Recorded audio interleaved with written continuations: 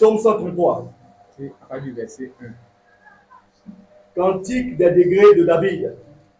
Voici, oh, qu'il est agréable, qu'il est doux pour des frères de demeurer ensemble.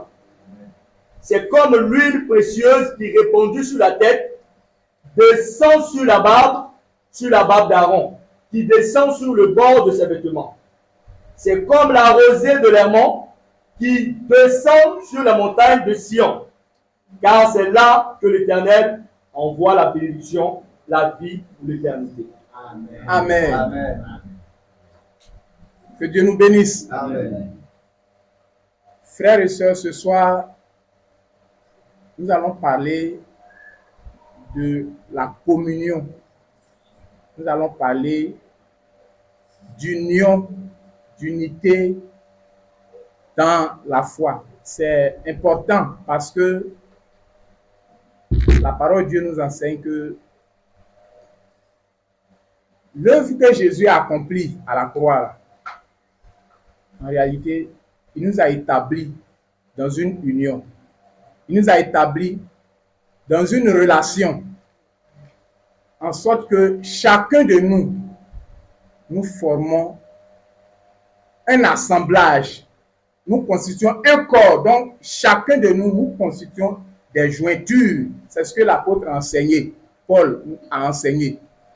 Et si un maillon est défaillant, si un des membres ne se porte pas bien, il y a problème. C'est tout le corps qui est malade. C'est pour cela, c'est important que dans la marche, au fur et à mesure qu'on marche, au fur et à mesure qu'on dure, au fur et à mesure que petit à petit que nous avançons, il est important de s'examiner, qu'on s'examine au niveau de l'unité, au niveau de notre communion. Dans le monde, on dit l'union fait la force. Deux valent mieux qu'un. Au niveau de notre communion, là, c'est comment on doit se mesurer, on doit revoir les choses. S'il y a un problème, on règle. Alléluia. Amen. Donc, en quelque sorte, si c'est bien traité, si c'est bien réglé, on sera restauré. On sera restauré. Nous constituons un corps et c'est Jésus, c'est le Christ qui est le chef de la tête. Quand nous sommes bien agencés, bien unis là, quand on est en communion avec le Seigneur, quand on est unis entre nous, la bénédiction tombe. Tu vas reprendre le psaume 133 et nous allons examiner ce que David a découvert. Allons ensemble. Psaume 133, Oui. Cantique des degrés de David. Oui. Voici, oh, qu'il est agréable, qu'il est doux pour des frères de demeurer ensemble. C'est comme l'huile précieuse qui répandue sur la tête, descend sur la barbe d'Aaron, qui descend sur le bord de ses vêtements. C'est comme la rosée de l'Hermon qui descend sur les montagnes de Sion, car c'est là que l'Éternel envoie la bénédiction, la vie pour l'éternité. Amen. Amen. Amen. Je nous ai déjà dit ici que dans l'Église, on tient différents types de réunions. Et quand on se réunit, par exemple une réunion ou d'une réunion de prière, on se réunit, on s'adresse au Seigneur, on parle à Dieu. Mais si il y a division, par exemple, si chacun veut prier comme il veut, si chacun veut se concentrer sur son intérêt, on ne sera pas béni. Le psaume commence par « Voici, oh !» Pour ceux qui ont fait l'école, quand on dit « Oh !» c'est ce qu'on a appelé une exclamation. J'ai déjà dit ici que c'est comme si David venait de découvrir quelque chose. Il dit « Oh !» Qu'est-ce que je découvre là? Ah, déjà la vie chrétienne, c'est intéressant. Oh, qu'est-ce que je vois? Oh, c'est merveilleux. Déjà, il n'y a rien dans le monde. Oh, en Christ, il y a tout. Amen. Oh, c'est une exclamation. Qu'il est agréable, qu'il est doux pour des frères de demeurer ensemble. David dit, c'est comme l'huile précieuse qui est répandue sur la tête d'Aaron. C'est comme l'huile précieuse qui est répandue sur la tête du grand prêtre. Et ça descend sur sa barbe. Ça descend sur le bord de ses vêtements. Regarde, de là-haut, sur sa barbe, puis ça descend. Ça coule. Sa tête est liée je vais dire que tout est lié là. La tête, la barbe, tout le corps, les vêtements, tout est lié. Il fait un. C'est une seule chose. Et ça commence en haut, ça descend. C'est comme l'huile précieuse qui coule sur la tête d'Aaron. L'apôtre nous a enseigné que Jésus est la tête de l'Église.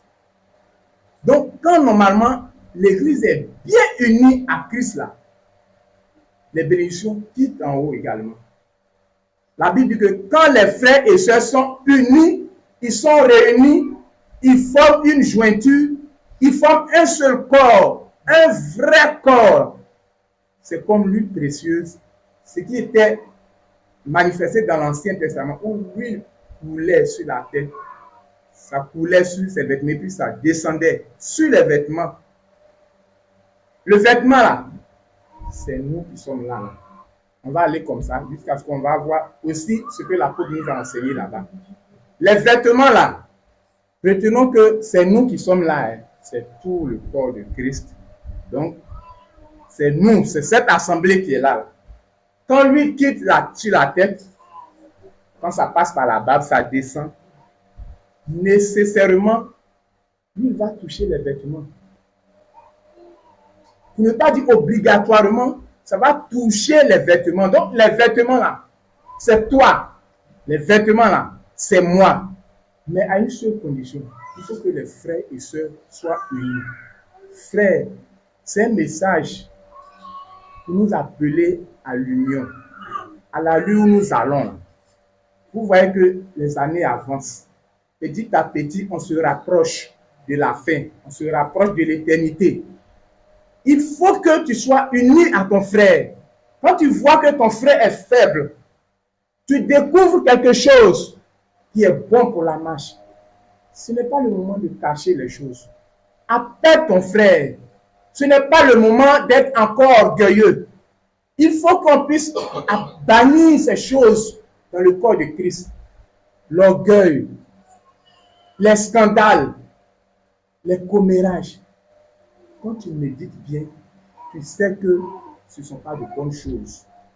La Bible dit que quand nous sommes réunis, c'est comme l'huile précieuse qui fait ce qui coule et qui verse sur les vêtements. Si nous ne sommes pas unis, l'huile ne peut pas couler. Si nous ne sommes pas unis, l'huile ne peut pas couler. Alléluia. Amen. C'est comme la rosée de l'Hermon qui descend sur les montagnes de Sion. L'Hermon, c'est une montagne. Il est un peu en hauteur. Quand il est dit que en haut de cette montagne-là, il y a, voilà, la neige. C'est toujours rafraîchissant, il fait toujours froid, il fait toujours beau temps là-bas. Il y a la neige là-bas.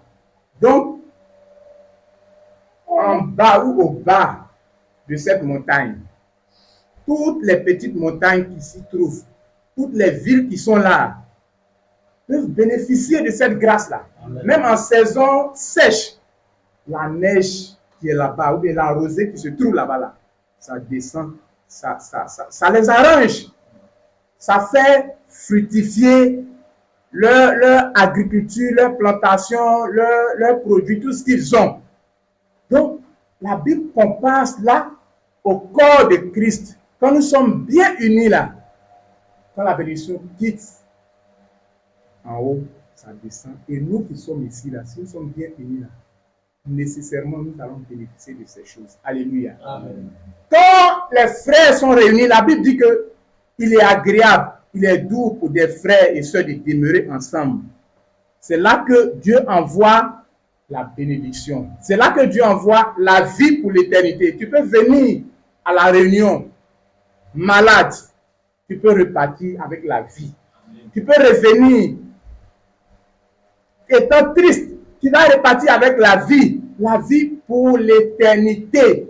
C'est un psaume qui nous fait la louange du ciel en quelque sorte. C'est un avant-goût du ciel, un avant-goût du paradis. Vous avez vu lors de la transfiguration, là, quand Jésus a fini, pendant qu'il était en train de s'entretenir avec Moïse et Élie, les apôtres qui sont allés l'accompagner, Pierre, par exemple, il ne voulait plus partir.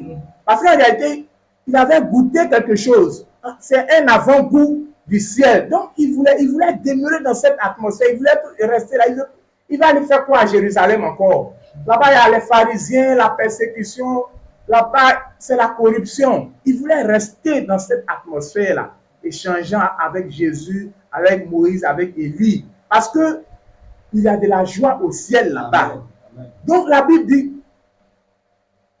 quand nous sommes unis, Dieu envoie la bénédiction. Il envoie la vie pour l'éternité.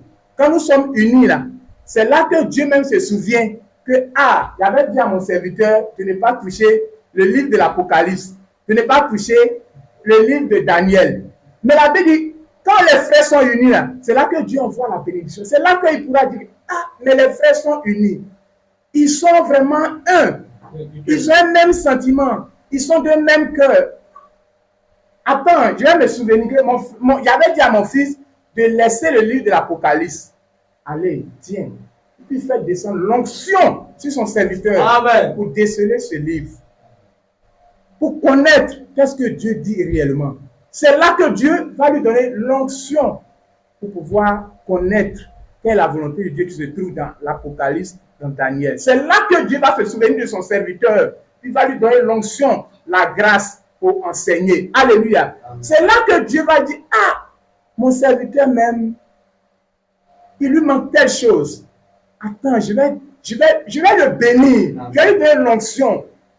En sorte que quand il va parler là, des multitudes vont être délivrés de l'ignorance. Alléluia. Amen. Comme Jésus avait compassion de la foule, il enseignait et les gens étaient délivrés de l'ignorance parce qu'ils savaient que l'ignorance était une mauvaise chose. Alléluia. Quand les frères, les sœurs sont unis, c'est là que Dieu se souvient de sa servante, de sa fille. J'avais promis que cette année, j'allais bénir ma fille avec un mariage. Allez, tiens. Amen. Alléluia. Amen. Le mois prochain, tiens. C'est là que Dieu se souvient que mon fils est malade. Il demande la guérison. Ça fait plusieurs temps. Tiens la guérison. C'est là que Dieu envoie la vie. Il envoie la guérison. Il envoie les grâces. C'est là qu'il bénit. Quand les frères sont unis, c'est une grande bénédiction pour nous. C'est là que Dieu bénit. Nous devons être unis. Dehors, ceux qui sont même dans le faux, dans les fausses religions, les fausses pratiques, quand tu vois même là, souvent c'est flagrant, tu sais que ceux-là, ils sont religieusement en train d'aller vers l'enfer. Mais ils sont unis. Et toi qui as la bonne parole, toi qui as la doctrine, Dieu nous appelle à être unis. Que tout ce qu'on t'a fait là, pense au Seigneur Jésus et pardonne. C'est un message, un psaume qui nous appelle à l'union, à la restauration. C'est là que Dieu se souvienne des uns et des autres. C'est là que Dieu se souvienne de sa fille qui peut-être que n'a pas d'enfant. Allez, il commande aux anges de faire grâce le mois prochain. Être commencé. Alléluia. Amen. C'est là que Dieu ouvre les portes. C'est là que Dieu bénit. Soyons unis. Je nous en supplie, frères et sœurs. Parce que l'œuvre que le Seigneur Jésus a accomplie là, tout ça, ça fait partie. On va le découvrir. Allons dans Éphésiens. On va voir qu'est-ce que Jésus a fait quand il payait le prix à la croix. Quand il souffrait ce jour à Golgotha, dans Colossiens chapitre 2, la Bible dit que le diable a été livré publiquement en spectacle. Allons dans Colossiens. Qu'est-ce que Dieu dit là-bas? Oui. Colossiens 2. Colossiens 2. Colossiens 2.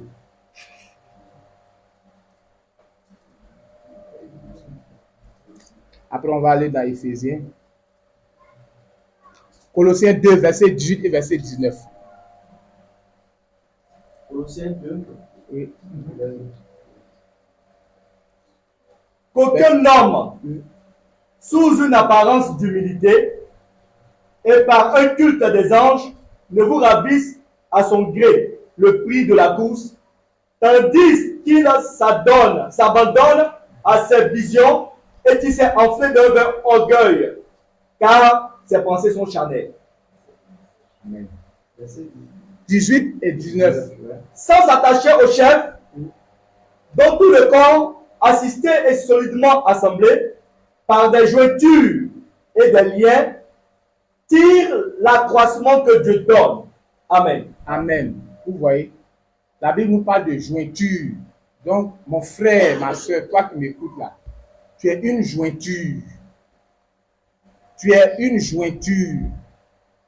Le corps est là, le bras, les pieds, les mains constituent aussi des jointures. Dans Jean 15, le Seigneur nous a enseigné qu'il est le sceptre, voilà, le vrai sceptre, le sceptre. Et nous sommes les sarments. Et pour comprendre, on a l'habitude de dire que le sceptre, c'est un peu comme le tronc d'arbre et les sarments sont les branches. Donc, les branches sont liées au sceptre. C'est la même chose. Quand Jésus est mort, il a payé le prix à la croix. Il nous a appelés d'abord, il nous a régénérés, il nous a sanctifiés, il nous a pardonnés et nous avons été justifiés, glorifiés. C'est tout ça qu'on a appelé la rédemption. Quand Jésus a fait cette œuvre de rédemption, en réalité, il nous a unis à lui. Il nous a unis à lui. Et chacun de nous, nous sommes conscients des jointures. Et nous sommes unis à Christ, qui est la tête. Donc, notre communion avec le Seigneur Jésus, là, c'est la première des choses sur laquelle nous devons veiller. Ensuite, la communion entre nous, les uns et les autres, c'est la deuxième chose sur laquelle nous devons veiller. Amen. Quand ça c'est bien établi, la Bible dit que c'est là que Dieu envoie la bénédiction en abondance. Alléluia. Amen. Chacun de nous devons communier, chacun doit communier avec Jésus. Chacun doit communier avec le Seigneur chaque jour. Chacun doit communier avec son Dieu chaque jour. Quand nous communions avec le Seigneur chaque jour, quand nous sommes en communion les uns les autres, ce qui fait que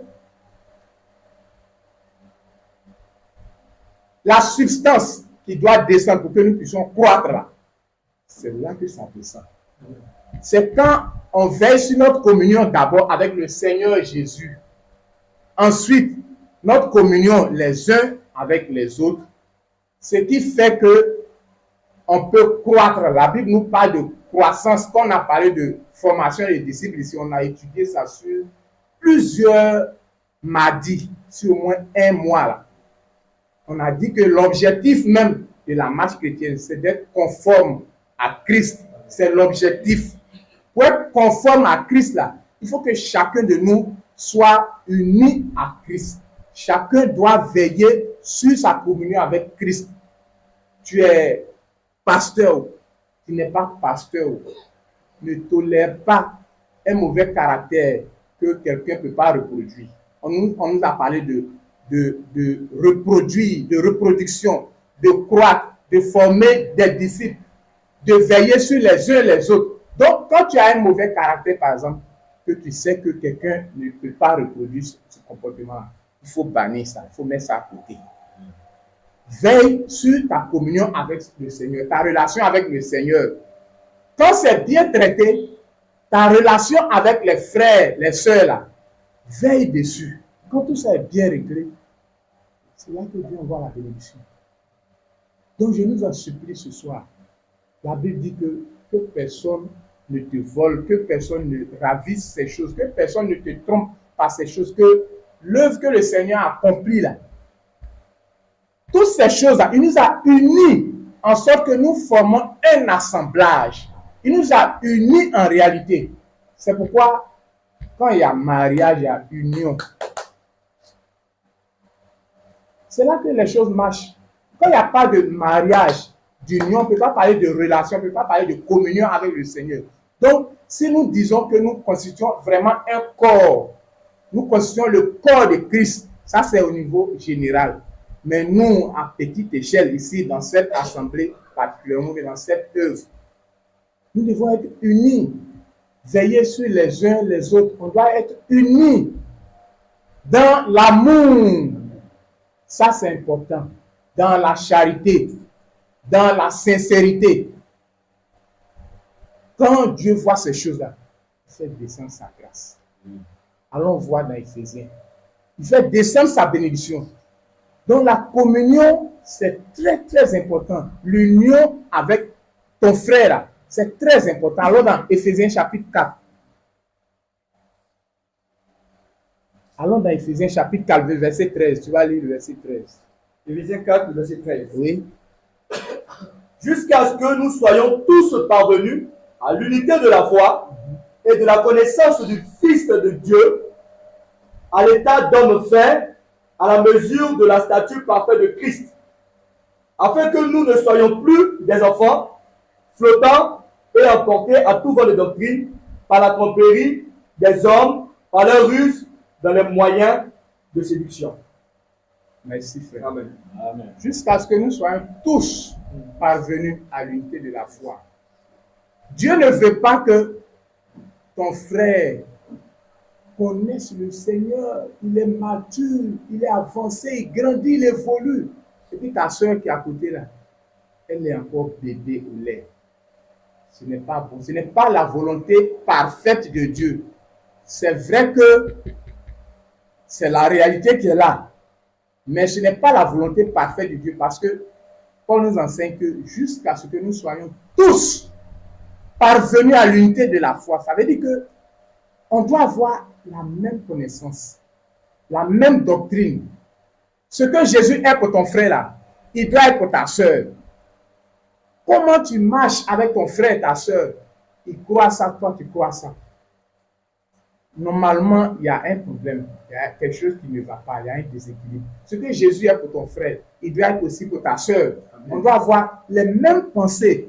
Les sentiments qui étaient en Jésus là, doivent être en chacun de nous. On doit être unis davantage jusqu'à ce que nous soyons tous, nous puissions parvenir à l'unité de la foi, à l'unité de la connaissance du Fils de Dieu. Voilà l'objectif que chacun de nous doit viser. Tu es devant, tu connais le Seigneur, ton frère en arrière, il ne connaît pas grand chose. Ce n'est pas le moment de cacher la chose. Un pasteur avait acheté un bon livre chrétien et il lisait, quand au fur et à mesure, à force de lire, il a vu que c'est un très bon livre. Et de temps en temps, il sort ce livre-là, il sort des informations dedans, et puis il prêche à l'église avec sagesse. Bien, on le fait souvent, le pasteur, il est rempli, il est bon, ceci, cela. Et après ça, il range, il cache ça. Chaque période, il sort, les gens le louent pour ça. Ça, ce n'est pas une bonne chose. Quand tu es pasteur, quand tu es conducteur, quand tu es frère, tu es sœur, tu es un peu mature, bien, tu as connu des choses. C'est le moment d'appeler ton frère. Si nous sommes constitués vraiment une jointure, tu l'appelles. Même tu n'as pas encore fini de lire le livre, tu l'appelles. J'ai découvert telle chose. Souvent, le frère fait ça. Il a un gros livre, 610 pages. Actuellement, ça est dans ma main. Il nous donne, et puis voilà, on se partage les connaissances. C'est comme ça. Mais caché, et puis de temps en temps, sortir quelque chose dedans, prêcher, et puis toi, si on parle de toi, on dit, ah, le frère, non, ça, c'est pas bon. C'est être au lait. Paul dit que quand j'étais enfant, là, je parlais comme un enfant. Aujourd'hui, j'ai grandi là, je ne parle plus. Tout ce qui est de l'enfance, j'ai abandonné ça. C'est ce que Paul a dit. Donc, nous devons abandonner tout ce qui est de l'immaturité. On doit vraiment faire des efforts pour vraiment montrer au Seigneur que nous formons vraiment une jointure, un assemblage. Alléluia. C'est là que Dieu envoie la vie. C'est là que Dieu disperse nos ennemis. C'est là que Dieu il donne la bénédiction. C'est là que Dieu se souvient de toi, de ton frère, de ta soeur, qui est dans un problème, qui est dans un besoin. C'est là que Dieu envoie la vie en abondance, la vie pour l'éternité. Dieu sauve. Jésus sauve encore et il va continuer de sauver. Il a déjà détruit le premier monde au temps de Noé. La Bible dit qu'il a envoyé l'eau, le déluge. L'eau est sortie même de la terre, des abîmes, pour détruire le monde. Dieu dit qu'il ne va plus faire ça. Mais il va juger encore le monde. Cette fois-ci avec le feu. On appelle ça le lac de feu. Ça vient. Le lac de feu où la mort, le séjour des morts, tous ceux qui ne vont pas accepter le Seigneur, eux tous, ils seront jetés là-bas. Il y a des gens qui meurent, Dieu, ils ne connaissent pas le Seigneur. Donc, nous devons être unis même en esprit. On doit être sincère, on doit être sérieux, on doit être unis. Si on veut s'approcher de Dieu, là, on veut s'approcher d'eux, pardon, c'est dans l'union. Parce que bientôt Dieu va juger le monde. C'est dans l'union. On doit être un pour aller en guerre, aller prêcher l'évangile. C'est dans l'union. Notre adoration, notre service qu'on est en train de faire ici, là, tout ça doit être fait dans l'union. Quand Dieu voit ça, il envoie sa bénédiction. Alléluia. Amen. Jésus revient bientôt. Cette fois-ci, là, il ne viendra pas pour quoi que ce soit dans ce monde. Quand il viendra, il sera dans les airs. Et tous les saints vont monter à sa rencontre. Ce jour-là, tu dois monter. Ton objectif, là, c'est que tu puisses monter. Laissons tout ce qui ne glorifie pas le Seigneur. Soyons unis au Seigneur, en sorte que, à son retour, il puisse nous reconnaître que c'est mon fils, c'est ma fille. Il communie régulièrement avec moi. Soyons unis. S'il vous plaît, je plaide ce soir, abandonnons tout ce qui n'est pas de Dieu là, tout ce qui ne glorifie pas le Seigneur, qui divise. Parce que quand David dit ça là, en réalité, vous voyez que Israël s'était retrouvé en Babylone, à l'étranger, dans la souffrance. Mais la même Bible nous dit que Israël est revenu sur leur, et ils sont revenus sur leur terre. Quand Israël est revenu là, vous voyez, c'est comme quand tu as problème avec ta femme, tu as problème avec ton frère, il y a un problème quelque part. Et quand c'est réglé, quand on est unis là, la joie qui était là, la communion qui était là, tu retrouves et tu t'exclames. Oh! Donc quand Israël se réunit là, quand Israël revient de la captivité là, c'est là que les enfants d'Israël peuvent se réunir pour dire, oh!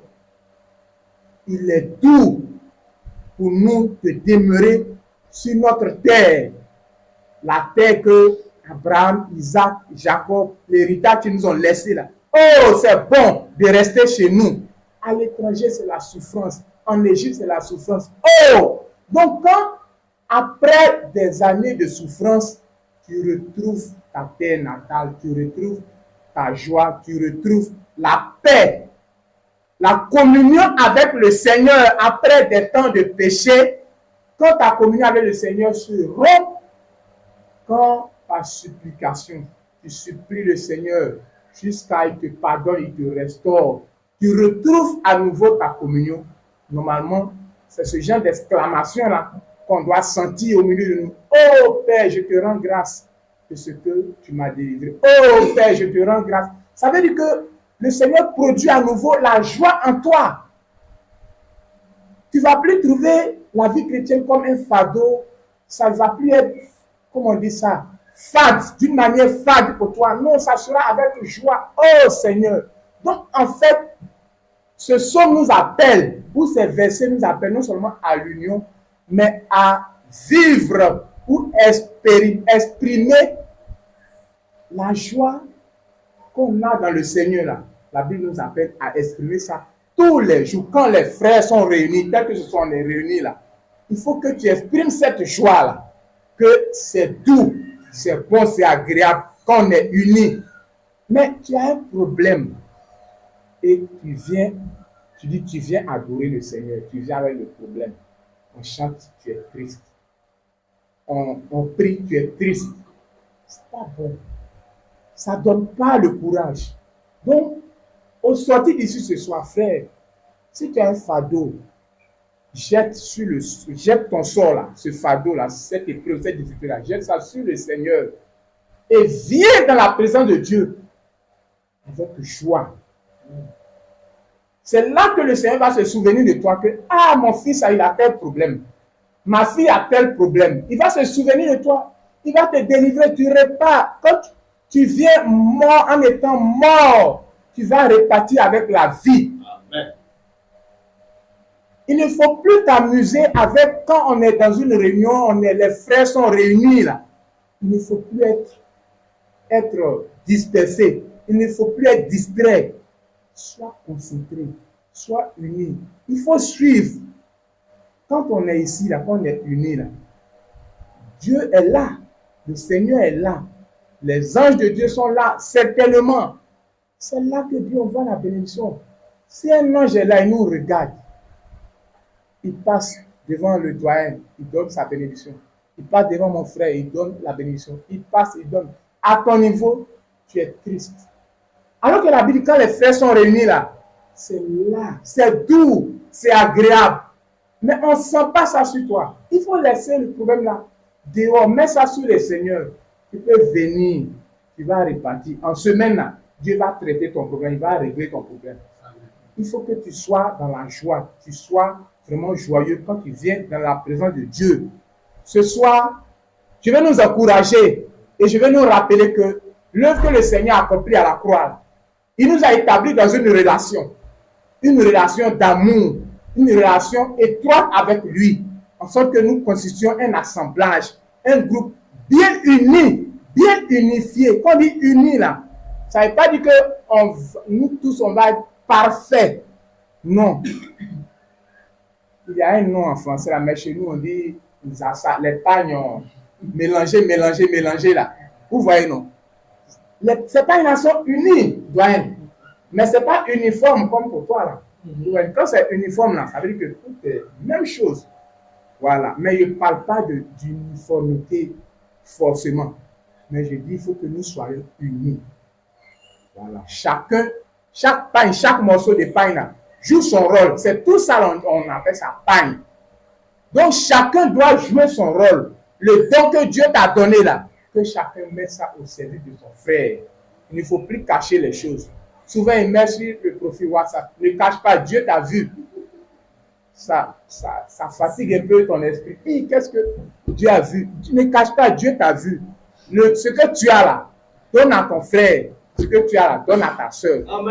Dieu va donner encore. Tu seras rempli. Il y a eu un débordement à Jérusalem. C'est parce qu'ils étaient remplis. 3 ans de formation avec le Seigneur, ils étaient remplis. En sorte que même devant les menaces, ils ne pouvaient plus rien cacher. Ils étaient obligés de prêcher le nom de Jésus. Il y a eu un grand débordement à Jérusalem, malgré les menaces, parce qu'ils étaient remplis. Ils ont prêché le nom de Jésus jusqu'à l'évangile est arrivé à notre niveau. Nous constituons un corps, frères et sœurs. Je vais terminer par là. Nous formons un corps. Soyons unis. Soyons un. Que Dieu nous bénisse. Amen. Donc, homme de Dieu, je laisse la parole si tu as quelque chose à ajouter. Est-ce que je dois ajouter? Retenons ces paroles-là, retenons-les, et puis continuons à méditer ce psaume 133 qui traite d'un sujet qui est au cœur même de l'évangile, qui est au cœur de notre foi, l'unité. Donc retenons ces paroles-là, et puis, comme on le dit toujours, s'appliquer à aligner notre façon de marcher sur la parole de Dieu que nous entendons.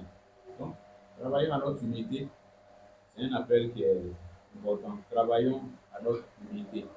C'est-à-dire, le frère n'est pas allé dans beaucoup de détails, mais chacun de nous sait à quel niveau son unité avec les frères, avec l'Église, a un problème.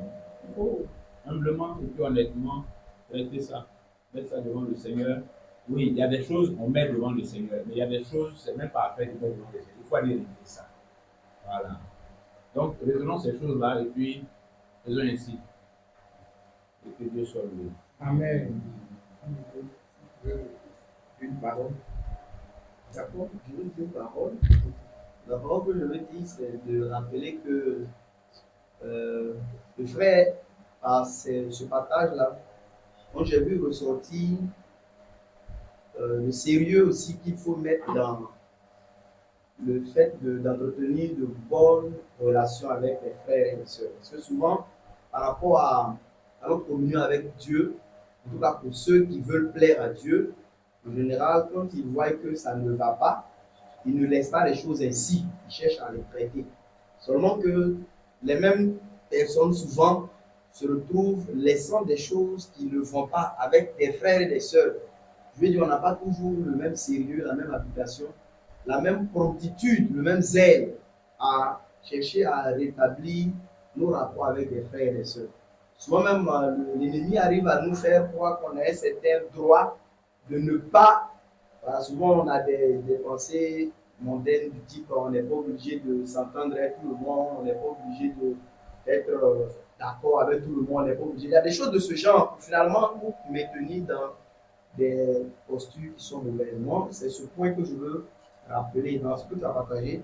Ça m'a fait voir clairement que le sérieux que je mets à veiller sur ma communion avec le Seigneur, il faut que j'ai le même sérieux à veiller sur ma communion avec mes frères et sœurs. Et je n'ai jamais pensé, par rapport au Seigneur, à le laisser tomber. Je veux dire, je ne dois jamais penser par rapport à mon frère, ma soeur, à le ou à la laisser tomber. Voilà.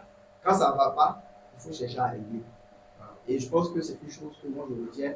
Mais je rappelle aussi que chacun de nous considère ça sérieusement.